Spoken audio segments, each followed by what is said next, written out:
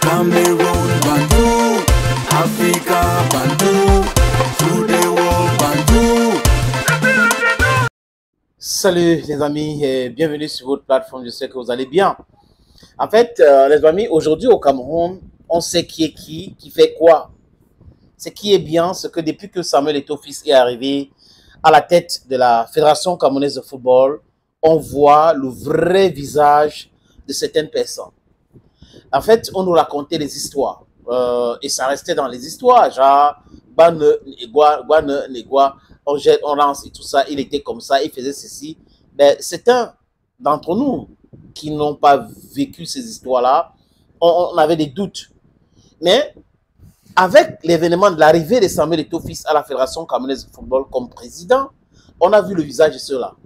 On a vu le visage de ceux qui s'intéressent uniquement à la gloire, qui s'intéressent uniquement à l'agent de football et non à la structuration et non au développement, c'est le vrai mot, et non au développement de football. Les contribuables camerounais, dont l'État du Cameroun a construit les stades pour le football, pour le développement du football.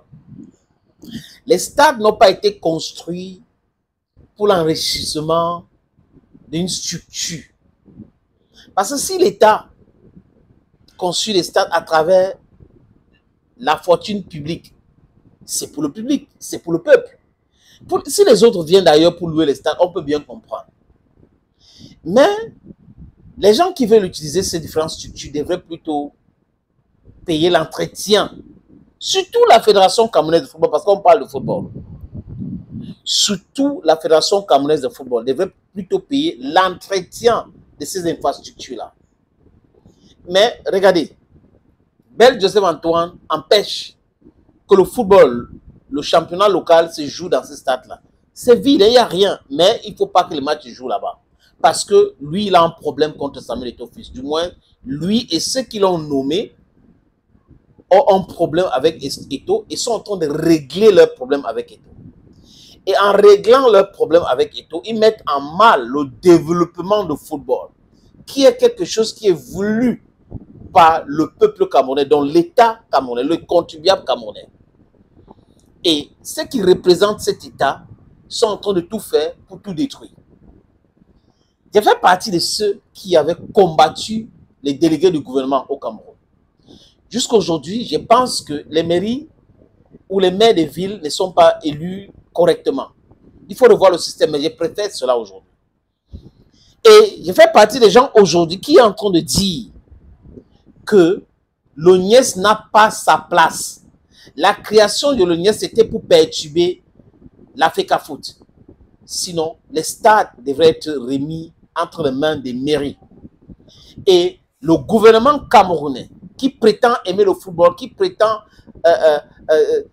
jouir de victoires des lions indomptables, comme si le peuple c'est uniquement la jouissance, devrait remettre ce stade-là ou entre les mains de la mairie ou la Fédération camerounaise de football, du moins c'est la gratuité.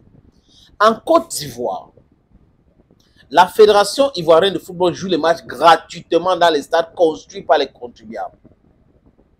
Je répète, en Côte d'Ivoire, les matchs sont joués sur les stades construits par l'agent de contribuable. Et la fédération ne paye rien, c'est juste l'entretien. La différence avec le Cameroun, c'est quoi? C'est qu'il y a la sorcellerie au Cameroun. On a des gens qu'on a nommés qui pensent qu'ils sont plus importants que le peuple camerounais. Ils sont tellement importants au point où quand ils parlent, c'est bon. Ils ont réfléchi, c'est bon. Certaines personnes qui sont ministres, mais qui confondent. Les stades camerounais n'appartiennent pas à Ngongo. Les stades au Cameroun n'appartiennent pas à Paul Biya. Les stades au Cameroun n'appartiennent pas à Nassis Moelekombi. Les stades au Cameroun n'appartiennent pas à Joseph Antoine Bell, ni au RDPC. Les stades au Cameroun appartiennent aux contribuables camerounais, aux Camerounais. Donc, le gouvernement camerounais, à travers l'État, ne peut pas prétendre travailler pour le développement du football local, le football jeune, et empêcher les jeunes de jouer dans les stades construits par l'argent de leurs parents, par leur propre argent, par leurs impôts. Voilà pourquoi j'ai dit que Eto'o a dévoilé le visage de certaines personnes On voit maintenant qui est qui fait quoi. Regardez où les matchs se jouent.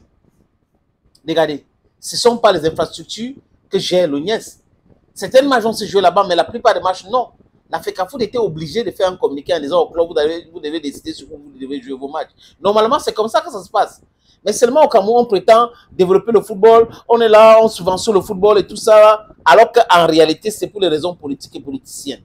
En réalité, c'est pour détourner de l'argent. C'est ça le truc.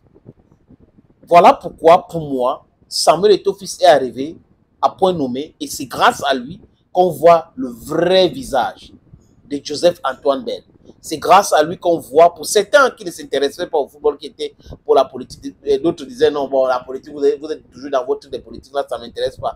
Mais ceux qui sont dans le football, dans le sport, ils voient le vrai visage de Narcisse Moué-Lekombi, ils voient le vrai visage de Ferdinand Gongo, ils voient le vrai visage de Joseph-Antoine Bell. C'est quand même une bonne chose.